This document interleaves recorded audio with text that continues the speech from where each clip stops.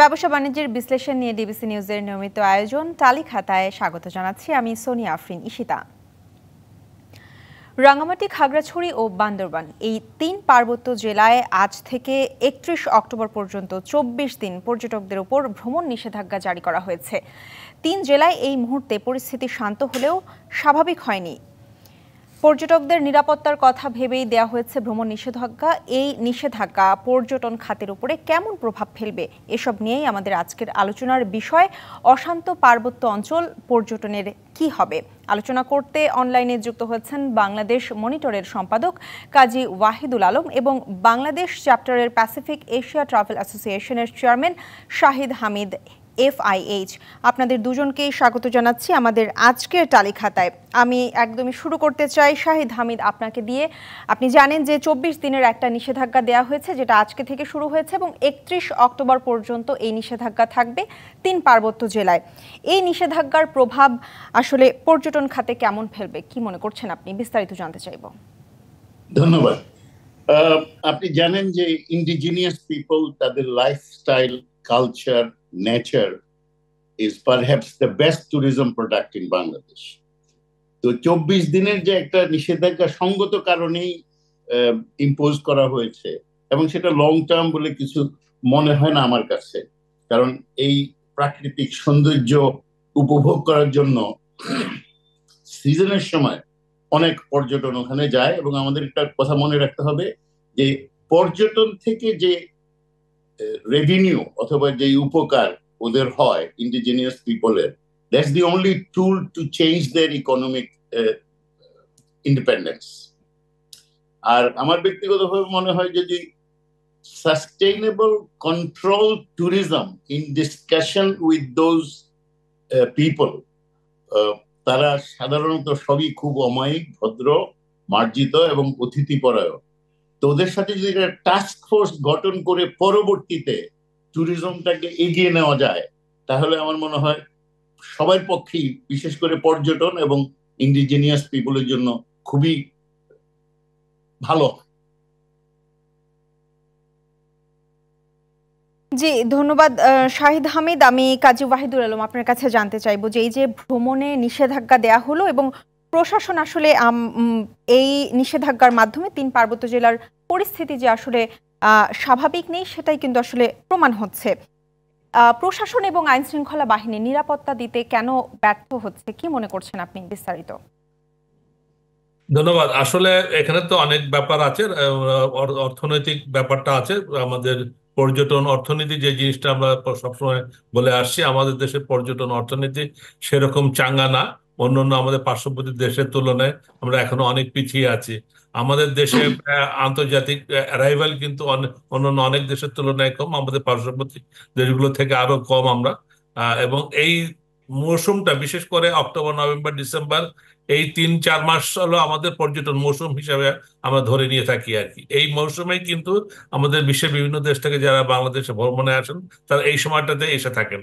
এবং আমাদের দেশীয় যারা ডোমেস্টিক টুরিস্ট যারা আছেন, তারাও কিন্তু এই সময়টাতে বেশি করে আমাদের পর্যটনের যেসব এলাকাগুলো আছে, বিশেষ করে পার্বত্য চট্টগ্রামের বিভিন্ন জেলাগুলো, রাঙামাটি, খাগড়াছড়ি, বান্দরবান, এইসব জায়গায় তারা ভ্রমণ করে থাকেন আর কি।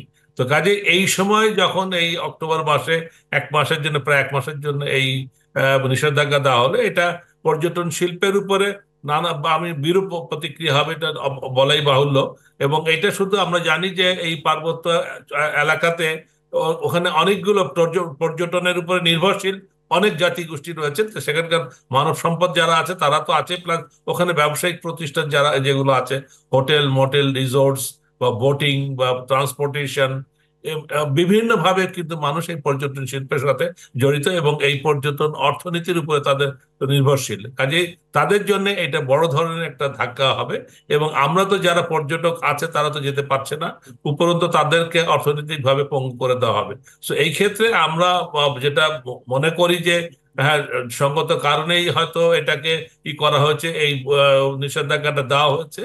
বাট এইটাকে আরো কিভাবে কমিয়ে আনা যায় বা এটাকে আরো আমরা যদি টুরিস্ট ফ্রেন্ডলি করা যায় কিনা বা টুরিস্ট অ্যাকোমোডেট কিভাবে করা যায়, এটা প্রশাসন এবং আইন শৃঙ্খলা রক্ষা বাহিনী যারা আছেন তারা এটা বিবেচনা করবেন। এবং এটা ওখানকার মানুষের, স্থানীয় জনগণের স্বার্থে এই জিনিসটা যদি আমরা মনে করি যে পর্যটন সংশ্লিষ্ট যারা আছেন তাদের সাথে কথাবার্তা বললে কিভাবে এই জিনিসটাকে আরো নিয়ে আসা, এগিয়ে নিয়ে যাওয়া যায় এবং এই নিষেধাজ্ঞাটা কিভাবে কমিয়ে পর্যটকদের সেখানে যাওয়ার ব্যবস্থা করা যায় সে ব্যাপারে পর্যটন ট্যুরিজম বোর্ড আছে, পর্যটন কর্পোরেশন আছে, পর্যটন মিনিস্ট্রি আছে এবং ওখানকার স্থানীয় কর্তৃপক্ষের সাথে আলাপ আলোচনার মাধ্যমে আইন শৃঙ্খলা বাহিনীর সাথে আমার মনে হয় এটাকে যত দ্রুত সম্ভব এই নিষেধাজ্ঞা তুলে নিতে পারলেই আমরা পর্যটন শিল্পকে হয়তো আরো একটু চাঙ্গা করতে পারবো। জি ওয়াহিদুল আলম, আপনাকে ধন্যবাদ। শাহিদ হামিদ, আমি আপনার কাছে এই ক্ষেত্রে জানতে চাই যে কমিউনিটি ট্যুরিজমকে উৎসাহিত করলে এই ধরনের পরিস্থিতি কোনোভাবে মোকাবেলা বা ট্যুরিজমের ক্ষেত্রে কোনো প্রভাব পড়বে কিনা, কি মনে করছেন আপনি যে কমিউনিটি ট্যুরিজমকে কিভাবে উৎসাহিত করা যেতে পারে? আমাদের দেশে একটা কথা আছে পিপিপি, পাবলিক প্রাইভেট পার্টনারশিপ, কিন্তু সেই শব্দটাকে যদি আমরা চেঞ্জ করে দিই পিপিসিপি, মানে হলো পাবলিক প্রাইভেট কমিউনিটি পার্টনারশিপ, তাহলে definitely it will give a different impact. কারণ যে সমস্ত স্টেক হোল্ডার্স আছে, ওয়াহিদুল আলম সাহেব যেটা বললেন, যে তারা they are dependent on tourism, এবং ট্যুরিস্টরাও is interested to go and visit the hill tracks.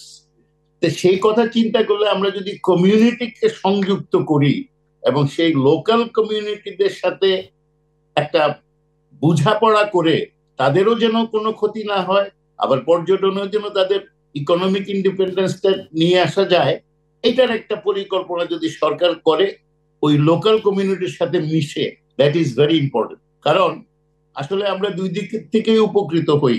একটা হলো পর্যটনেরা স্পটগুলি দেখে আনন্দ পায়, তারা ভ্রমণ বিলাসী, আর এই হিল ট্র্যাকস এর লোকজন এটা তাদের অনেকাংশে ইকোনমিক ইন্ডিপেন্ডেন্স এনে দেয়, এবং এটা আমাদের বোধহয় কমিউনিটিকে ইনভলভ করলে ট্যুরিজম আরো অনেক এগিয়ে যেতে পারবে হিল ট্র্যাকস এলাকায়। আর ওয়াহিদুল আলম সাহেব যেটা বলেছেন, আসলে পিক পিরিয়ডের মানে সেই জিনিসটাকে আর ফেরত পাওয়া যাবে না, এবং এটা ইম্প্যাক্ট করবে ওদের লাইফস্টাইলের উপরে, ওদের ইনকামের উপরে, ওদের লিভিং এর উপরে। সো এই জিনিসটা আমাদের বোধহয় একটু রিকনসিডার করা দরকার, যেমন যত কমিয়ে আনা যায় এই ভ্রমণ নিষেধাজ্ঞাটা ততই সবার জন্য মঙ্গলজনক হবে। জি আপনাকে ধন্যবাদ। আমি ওয়াহিদুল আলম আপনার কাছে জানতে চাইবো যে এই যে নিষেধাজ্ঞার কারণে হোটেল মোটেলের কর্মচারীদের উপর কিন্তু আসলে একটা অর্থনৈতিক প্রভাব পড়ে, এবং এই সময়টা তাদের অর্থনৈতিকভাবে তাদের মানে তাদের ইনকাম কমে যায়। এই জন্য তাদের ইনকামের জন্য কি ব্যবস্থা, কোনো বিকল্প কোনো ব্যবস্থা করা যেতে পারে কিনা এই সময়টুকুর জন্য? না, সেটা অবশ্যই সেটা ব্যবস্থা করতে হবে, না হলে তারা তাদের জীবন জীবিকা কিভাবে চলবে? হ্যাঁ, এখন তো এই যে পরিস্থিতির সৃষ্টি হয়েছে এটা একদিন দুদিন এক সপ্তাহ হলে হয়, এটা তো কন্টিনিউয়াসলি প্রসেস, এটা চলছে আর কি। এই যে একটা অরাজকতাপূর্ণ পরিবেশ এটা তো চলতেই রয়েছে আর কি, আমরা বিগত কয়েক সপ্তাহ থেকে দেখছি। সো তাদের জন্য আমার মনে হয় কিছু তো একটা করা উচিত যাতে করে তাদের জীবন জীবিকাকে তারা টিকিয়ে রাখতে পারে, না হলে তারা তো এই প্রফেশন থেকে তারা চলে আসবে। বিকজ আমরা জানি যে পর্যটন শিল্পের, হোটেল মোটেল ইন্ডাস্ট্রিতে বা ট্যুরিস্ট গাইড বা ট্যুর অপারেটর, এই শিল্পে কিন্তু অভিজ্ঞ লোকের বড়ই অভাব আছে এবং এখানে শিক্ষিত লোকের অভাব আছে, এবং আমরা এই মানে হিউম্যান রিসোর্সেস এর জন্য ল্যাক অফ হিউম্যান রিসোর্সেস কিন্তু আমাদের পর্যটন শিল্পকে বিভিন্নভাবে ক্ষতিগ্রস্ত করছে। এখন যারা এই শিল্পের সাথে সংশ্লিষ্ট আছেন তারা যদি এখানে তাদের জীবিকা অর্জন করতে ব্যর্থ হন, স্বাভাবিকভাবে তারা কিন্তু এই প্রফেশন ছেড়ে অন্য প্রফেশনে চলে যাবেন এবং এতে করে কিন্তু পর্যটন শিল্প বিশেষ ক্ষতিগ্রস্ত হবে। তো আমরা মনে করি আমাদের দেশে পর্যটন কর্পোরেশন এবং পর্যটন ট্যুরিজম বোর্ড, দুটো সরকারি সংস্থা রয়েছে, দুটো জাতীয় পর্যটন সংস্থা রয়েছে। পৃথিবীর সব দেশে একটা করে ন্যাশনাল ট্যুরিজম অর্গানাইজেশন থাকে, আমাদের দুটো ন্যাশনাল ট্যুরিজম অর্গানাইজেশন আছে। তো আমাদের এই দুটো যারা প্রতিষ্ঠান আছেন, এখানে কর্মকর্তা যারা আছেন, তাদেরকে এই নিয়ে চিন্তা ভাবনা করতে হবে। এটা শুধু মানে তারা যদি ট্যুরিজম বোর্ড বা ট্যুরিজম পর্যটন কর্পোরেশন তারা যদি মনে করে থাকে তারা সরকারি আমলা হিসেবে তাদের কাছে যেটুকু কাজ ফাইল ওয়ার্ক করা, সেটা কিন্তু আমি মনে করি সেখানে যথার্থ হবে না। তাদের এখানে একটা ডেফিনেটলি ভূমিকা পালন করতে হবে, এবং এই যে আপনি যে সমস্যার কথা বলেন, এই সমস্যাগুলোকে অ্যাড্রেস করে তাদেরকে কিছু এখানে রোড ম্যাপ তৈরি করতে হবে, যে ধরনের কোনো সমস্যা হলে ভবিষ্যতে তারা কিভাবে তাদের সহযোগিতা এগিয়ে আসতে পারে বা তাদেরকে কিভাবে কাজে লাগানো যেতে পারে। এ ব্যাপারে কিন্তু কিন্তু সরকারি উদ্যোগ নিতে হবে, তাছাড়া কিন্তু এটা প্রাইভেট সেক্টরে এটা করা সম্ভব না আমি মনে করি। জি ওয়াহিদুল আলম, আপনাকে অসংখ্য ধন্যবাদ। শাহিদ হামিদ, আপনাকেও ধন্যবাদ। আমাদের সময় হয়েছে একটি বিরতি নেবার, একটি বিরতির পরে ফিরে এসে আমরা আরো আলোচনা করব। বিরতি নিচ্ছি ব্যবসা বাণিজ্যের বিশ্লেষণ নিয়ে ডিবিসি নিউজের নিয়মিত আয়োজন তালিকাতায়, সঙ্গে থাকুন। আবারও স্বাগত জানাচ্ছি ব্যবসা বাণিজ্যের বিশ্লেষণ নিয়ে ডিবিসি নিউজের নিয়মিত আয়োজন তালিকাতায়। আমাদের আজকের আলোচনার বিষয় অশান্ত পার্বত্য অঞ্চল পর্যটনের কি হবে। আলোচনা করতে অনলাইনে যুক্ত হয়েছেন বাংলাদেশ মনিটরের সম্পাদক কাজী ওয়াহিদুল আলম এবং বাংলাদেশ চ্যাপ্টারের প্যাসিফিক এশিয়া ট্রাভেল অ্যাসোসিয়েশনের চেয়ারম্যান শাহিদ আহমেদ FIH। আপনাদের দুজনকে আবারও স্বাগত জানাচ্ছি আমাদের আজকের তালিকাতায়। বিরতির আগে ওয়াহিদুল আলম, আপনি বলছিলেন যে এই নিষেধাজ্ঞার কারণে আসলে আমাদের পর্যটনের আর্থিক খাতে আসলে কেমন ক্ষতি হবে সেটা নিয়ে কথা বলছিলাম। শাহিদ হামিদ, আপনার কাছে জানতে চাইবো যে এই যে পর্যটন খাতের আর্থিক ক্ষতি পুষিয়ে নেওয়ার জন্য সরকারের পক্ষ থেকে আসলে কি ধরনের প্রণোদনার ব্যবস্থা রাখা উচিত? ধন্যবাদ। আমরা প্যান্ডামিকের সময় 20-21-এ দেখেছি যে পর্যটন খাতের অবস্থা খুবই খারাপ ছিল, খুবই করুণ ছিল, বিশেষ করে এই কর্মচারীদের, এবং সে অনেক রিট্রেন্সমেন্ট হয়েছে এবং আমরা সামান্য কিছু উদ্যোগ গ্রহণ করেছিলাম, কিন্তু সেটা কিছুই হয়নি। অন দি আদার হ্যান্ড, এই পর্যটন খাতটা হলো একটা সম্ভাবনাময় খাত। এখানে যদি আমরা ইম্পর্টেন্স না দিই, এমনি আমরা অনেক পিছিয়ে আছি। আর আরেকটা হলো, আমাদের রাষ্ট্র কিন্তু যেমন অন্যান্য দেশের মতো ওয়েলফেয়ার স্টেট না। ওয়েলফেয়ার স্টেট বলতে আমি যেটা বুঝাচ্ছি সেটা হলো, যদি কোনো ডিস্টারবেন্স অথবা ডিসলোকেশন লাইক প্যান্ডামিক হয়, তাহলে কিন্তু সরকার এগিয়ে আসে আনএমপ্লয়মেন্ট ইন্স্যুরেন্স থেকে এবং এই সমস্ত হিউম্যান রিসোর্সকে সাপোর্ট করার জন্য। আমাদের দেশে সেটা কিন্তু নাই। গত প্যান্ডামিকে আমরা দেখেছি কোনো অনুদান অথবা কিছুই করা হয়নি। তো আমার মনে হয় যদি এই 24 দিনের জন্য পর্যটন না থাকে, তাহলে যারা ট্যুর অপারেটর আছে, হোটেলের মালিক আছে, অথবা ইনভেস্টার আছে, ক্রুজ লাইনার আছে, এদেরকে একটা অনুদান অথবা compensation so that they are not dislocated from their profession, এই জিনিসটা করতে পারলে খুবই ভালো হয়। এবং আমাদের ট্যুরিজম খাতকে ডিউ ইম্পর্টেন্স দেওয়ার জন্য আমার মনে হয় সরকারের ডেফিনেটলি কিছু করা উচিত। জি শাহিদ আহমেদ, আমি এই জায়গায় আপনার কাছে একটু জানতে চাইবো। আমি সেদিন আসলে একটা রিপোর্টে পড়ছিলাম যে মালয়েশিয়ায় প্রতি বছরে গড়ে 4 কোটি পর্যটক যায়, কিন্তু বাংলাদেশে আসলে সেক্ষেত্রে বছরে 1 লাখ বিদেশি পর্যটক আমরা পাই না। এক্ষেত্রে আসলে কি করা যেতে পারে পর্যটকদের আকৃষ্ট করার জন্য? এটা অনেক বড় প্রশ্ন করেছেন।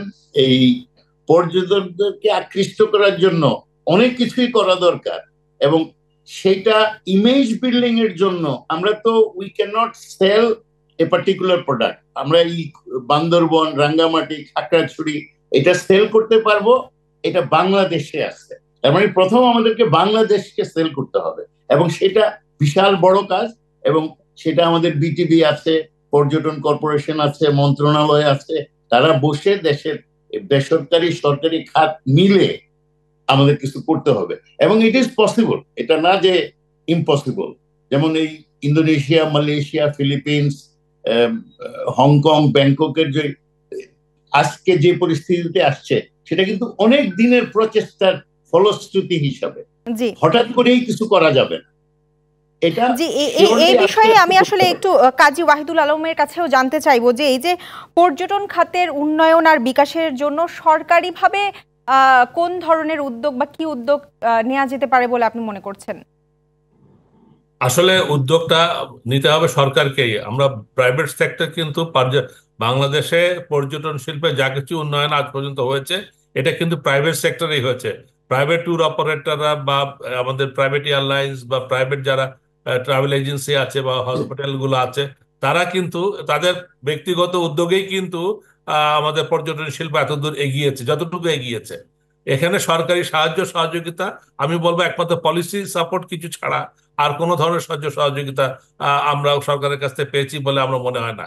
আর একটু আগে আপনি যেহেতু শহীদ আহমেদ সাহেব যেটা বলছিলেন যে কোভিড কালীন সময় যখন সারা বিশ্ব স্তম্ভিত হয়ে গেছিল, থেমে গেছিল। বিভিন্ন শিল্পকে সরকারি পক্ষ থেকে প্রণোদনা দেওয়া হয়েছে, বিভিন্ন রকম সুযোগ সুবিধা দেওয়া হয়েছে, কিন্তু বাংলাদেশের পর্যটন শিল্প কিন্তু সেই সময় একদম থেমে গিয়েছিল অন্যান্য দেশের মতোই।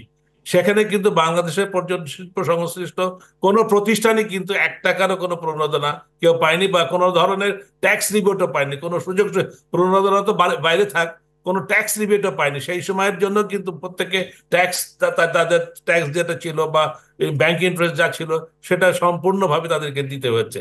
সো কাজেই এখানে সরকারি পক্ষ থেকে কোনো ধরনের সুযোগ সুবিধা আমরা আমাদের দেশের পর্যটন শিল্প আমরা শুধুমাত্র সরকারের কাছ থেকে লিপ সার্ভিস ছাড়া আর কোনো কিছু পাই না, 1 নম্বর। 2 নম্বর হলো কি, আজকে দেখেন এই যে রাঙ্গামাটি কাজী ওয়াহিদুল আলম, আমাদেরকে শেষ করতে হবে, আমরা একদমই অনুষ্ঠানের শেষ পর্যায়ে চলে এসেছি। আপনাকে অসংখ্য ধন্যবাদ। শাহিদ হামিদ, আপনাকে অসংখ্য ধন্যবাদ আমাদের সাথে যুক্ত হয়ে আমাদের সময় দেবার জন্য।